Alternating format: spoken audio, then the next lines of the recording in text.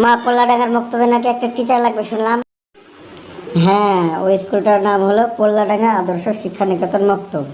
ওরা একটা বিজ্ঞপ্তি দিয়েছে, সেটা আমিও দেখেছি। ওখানে বলা হয়েছে যে একটা ইংরেজি টিচার লাগবে, কিন্তু তুমি তো ওখানে অ্যাপ্লিকেশন করতে পারবে না। কেন অ্যাপ্লিকেশন করতে পারবো না? ইংরেজিতে অনার্স করিনি বলে কি আমি ওখানে অ্যাপ্লিকেশন করতে পারবো না? শুধু পড়াতে যাবো বললেই হবে না, ওখানে অনেক নিয়ম কানুন আছে। সেই নিয়ম কানুন তোমাকে পুরোটাই ফলো করতে হবে, তবেই তুমি পারবে। এমন কি নিয়ম আছে?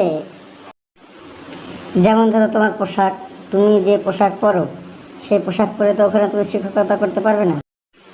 আরে ওটা কোনো ব্যাপার হলো? একটা পোশাক কিনে নেব। ওখানকার নিয়ম কানুন বিষয়ে আগে ভালো করে জানতে হবে, বুঝতে হবে, তবেই। শুধু কিনে নেবো বললে হবে? আর কিছু না জেনে না শুনে কিনে নেবো বলছে।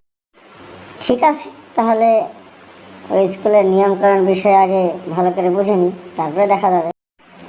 যা গিয়ে দেখ, ওখানকার স্কুলের বাচ্চাদের যেমন ড্রেস, তেমন টিচারদেরও তেমনই একই রকম হবে ড্রেস। তুমি যাবে নাকি আমার সঙ্গে পোল্লাডাঙ্গা আদর্শ শিক্ষা নিকেতন মক্তবে? আমি একটু সাক্ষাৎ করতে যাব। তা গেলে হয়তো তুমি যখন যাবে আমাকে একটু ডেকে নিও, আমিও না হয় তোমার সঙ্গে যাব। মা, আমাকে একটু সকাল সকাল ডেকে দিও তো, ওদের সকালে স্কুল তো, তাই একটু আগেই যেতে হবে আর কি।